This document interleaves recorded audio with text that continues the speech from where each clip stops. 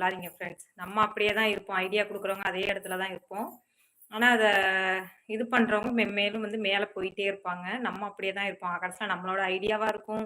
நம்ம கஷ்டப்பட்டு யோசிச்சிருப்போம். எந்த விஷயமா இருந்தாலும் சரி.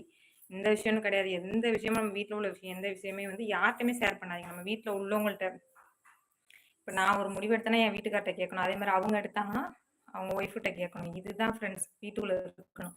வெளியில வந்து யார்ட்டயுமே எந்த விஷயமே சொல்லக்கூடாது. இப்போ மேக்ஸிமம் பொய்யா இருக்கிறவங்களுக்கு தான் உலகமாவே இருக்கு. உண்மையா நம்ம ஒரு விஷயம் சொன்னாலும் அது வந்து உலகத்துக்கு வந்து தெரியதில்ல. பொய்னா அதுக்கடுத்து நம்ம எப்படினாலும் பொய் சொல்லலாம். நம்ம நெனச்சு நெனச்சு அது எவ்வளோ விஷயமானாலும் பொய் சொல்லலாம். அதுக்கு தான் உலகம் இருக்கு. உண்மை வந்து அப்படி சொல்ல முடியாது. உண்மையா நடந்தது என்னமோ அதுதான் சொல்ல முடியும். உண்மை சொன்னாலும் என்ன எடுத்துட்டு இருக்க?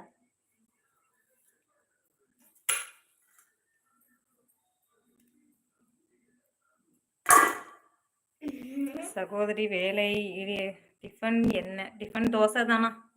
எங்க வீட்ல எப்பவும் தோசை ஃபேமிலி தான். எப்ப பார்த்தாலும் நைட்டு தோசை தான். அப்புறம் சகோதரி வயல் வேலை முடிந்தது உள்ளதா?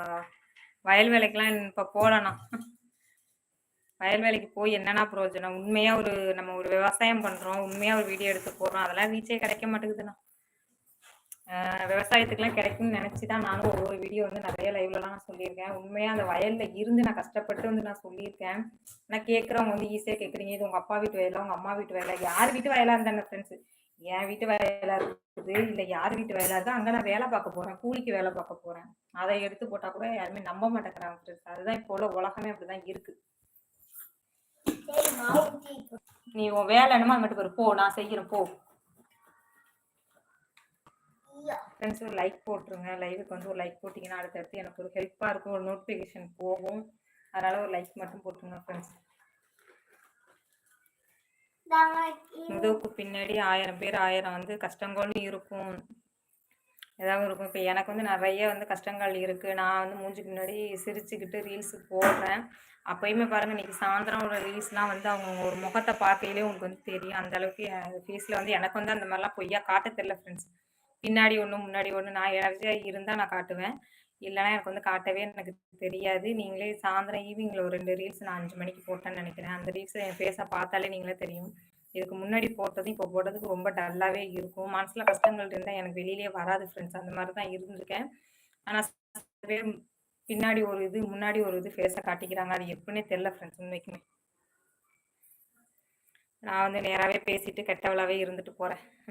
நல்லவளாக இருக்கிறதுக்கு 1000 பொண்ணு சொல்கிறதோட கெட்டவளாக ஒரு பொய், கெட்டவளாக இருந்துகிட்டே போகிறோம். ஒரு உண்மையை சொல்லி கெட்டவளாக இருந்துட்டு போகிறோம் ஃப்ரெண்ட்ஸ். ஒன்றும் பிரச்சனை இல்லை.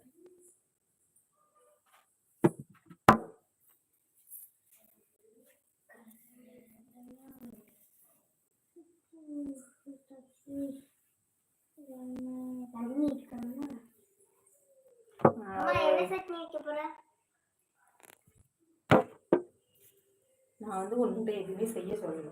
நான் லைவ் போடும்போது இது வந்து பேசாதுன்னு சொல்லியிருக்கேன். போங்க போ. சட்னியெல்லாம் கிடையாது, இன்னைக்கு பொடி தான் சாப்பிடுவோம். சரியா? Hi hi friends. பஸ் லவ்வர்னு சொல்லியிருக்கீங்க. Hi hi friends. அப்படி தான் இருக்குது, என்ன செய்ய. இன்றைக்கே காலம் இல்லாமல் போயிடுச்சு. நம்ம எது பண்ணாலும் பொய்யா நடிக்கிற ஒரு வீடியோஸ் வந்து உண்மைக்கும் போட்டாலும் வந்து டக்குன்னு ஈஸியாக சொல்லிடுறீங்க. அதெல்லாம் சும்மா சொல்கிற, உனக்கு வயல் வேலைனா என்னன்னு தெரியுமா, உனக்கு விவசாயம்னா என்னன்னு தெரியுமா அப்படின்னு சொல்லி ஈஸியாக டக்குன்னு வந்து கேட்டுடுறாங்க. அது என்னன்னு புரிஞ்சிக்கவே மாட்டேங்கிறாங்க, யோசிக்கவே மாட்டேங்கிறாங்க, அதை போய் உள்ளே வந்து பார்க்கவும் மாட்டேங்கிறாங்க. அப்படி தான் ஃப்ரெண்ட்ஸ் இப்போ உள்ள காலமே இருக்குது.